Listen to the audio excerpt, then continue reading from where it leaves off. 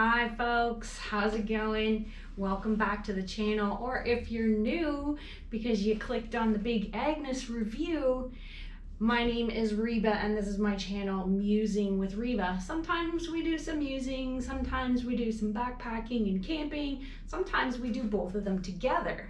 So today I am going to talk to you about my sleep system journey, or saga even. So if you watched my most recent videos of a week out camping in 3 different provincial parks, you'll know that I was having some difficulties with my sleep system. And if you've been following me for a while, you know that I've been having sleep system difficulties for a while. So I started out backpacking 500,000 years ago old. So I did have some self-inflating camping mattresses.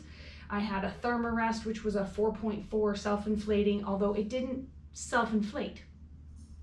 I also had a Thermarest summertime self-inflating, again, didn't self-inflate. And then I had some car camping ones. So when I was downsizing, you may have seen my video with all of my camping and backpacking gear. I had so much that I think it went over 2 videos. I'll post those links below. So when I was downsizing from my condo to a tiny apartment, I had to get rid of a lot of gear. So I got rid of the self-inflating mattresses because I no longer wanted to use them. I wanted to go with an air mattress. So the first one that I got was the Climate Static V insulated. Now Climate claimed that this is a 4.4, and I didn't know at the time that it was self-rated and not rated by ASTM standards. So when they did send it out for ASTM standard rating, it came back as 1.9, which I had already bought it and I had already used it in the early spring. Again, still snow on the ground is frozen, and I had a rather cold night. So Climate, not so good. It's comfortable though. And then I went on my 2-week backpacking trip in Frontenac. I will also post those, the link to that video, those videos in the description. That was a 2-week trip, and I went through two Thermarest X lights. And I came home and I looked, and I'm on a budget, so I looked for something that was affordable, and I found on Amazon the Gear Doctors, and they, again, you'd think I would have learned with the Climate, they self-rated this at our value of 6 something.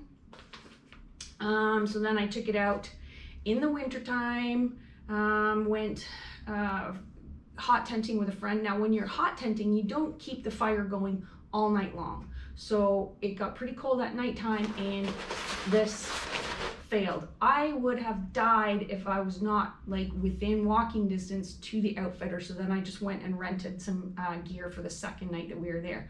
So Gear Doctors, they are not ASTM rated. I have a video where I did a review on this one. I'll post the link in the description. But I would be surprised if this turns out to be even a 1, if it gets ASTM rated. It's comfortable though, so it's good for, you know, hot summer backpacking, which I don't do a lot of.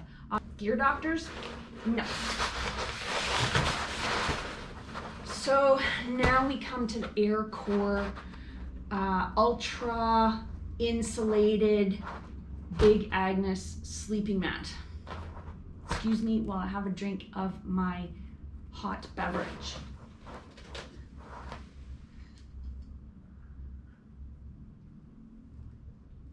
This stuff is super, super yummy.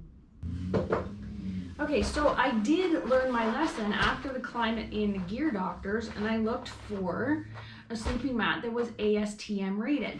Now the Aircore is ASTM rated are 4.4 or 4.5. And if you look at the chart, I'll post it here-ish. If you look at the R value chart, a 4.4 or 4.5 should take you down into below 0 Celsius temperatures. When I went out for my 1-week trip with Katana a couple of weeks ago, the first few days during the daytime was super, super warm. So the ground is not frozen.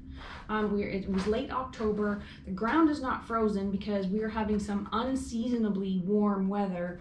During the daytime, it was 20 degrees or warmer Celsius, and nighttime for the first couple of nights only went down to like 9 Celsius or 7 Celsius. So that is not at all cold. And yet, this pad that is rated 4.4 or 4.5, I can't remember which, I was cold. I was literally cold. Now, my quilt, awesome quilt. I was super warm on top, but the cold was coming up from out of the pad. Like the pad itself was cold. So the first night I had the Aircore, and I had my Outdoor Vitals 1/8 inch closed cell foam pad underneath. Now that's just so that it's not any more insulation. It's just so the pad doesn't move around all over the place. Well, so the second night I tried and I put the closed cell foam on top, thinking, okay, well, if it's on top against my body, it might be a little bit extra insulation, and it did work a little bit. But then the parts where, because it's only that longish, so the parts where the closed cell foam pad were not on top of the mat, I was still cold. Except for on top, I was like sweaty on top, but cold. My butt was frozen. And then we went, and then the temperature each night got consecutively colder and colder and colder until we were out backpacking. And one night I woke up and I was like literally frozen. So I had to call it. I felt it was not safe. It was supposed to be even colder the following night. So we came home because I didn't think it was safe. I didn't want to get hypothermia. I've had hypothermia. I've had frostnip, and it is not comfortable. It is painful, and I didn't want that to happen. So now I have this big Agnes Ultra Aircore insulated sleeping pad that, for me, does not live up to the expectations. I don't know if others who are watching have this sleeping pad. Like, if you have this one, does it work for you? Are you actually warm? Do you take it down to temperatures like -6 Celsius, which is about 20 degrees Fahrenheit?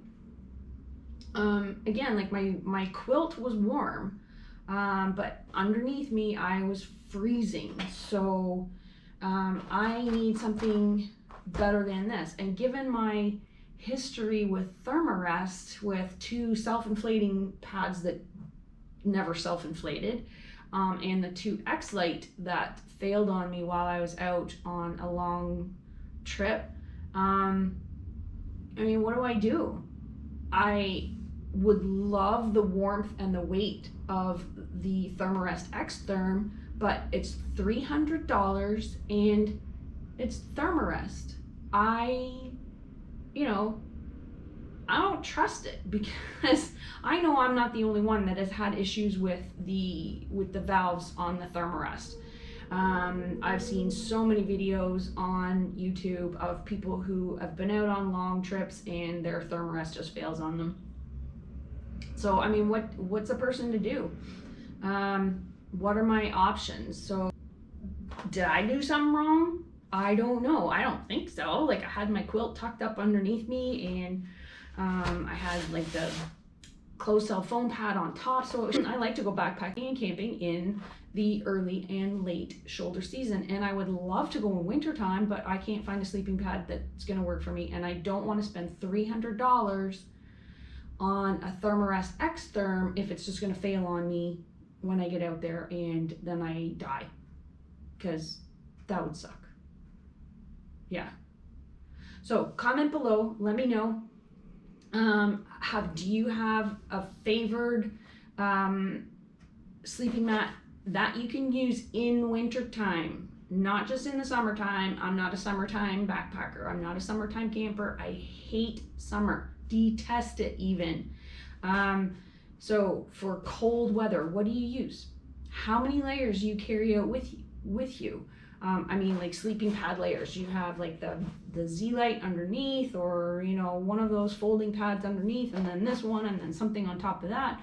What do you do?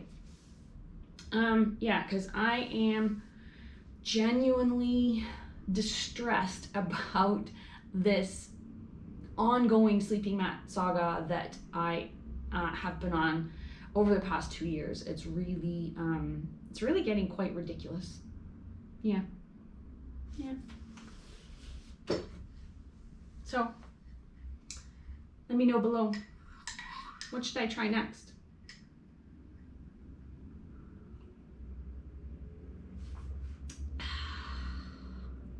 Thanks for watching, folks.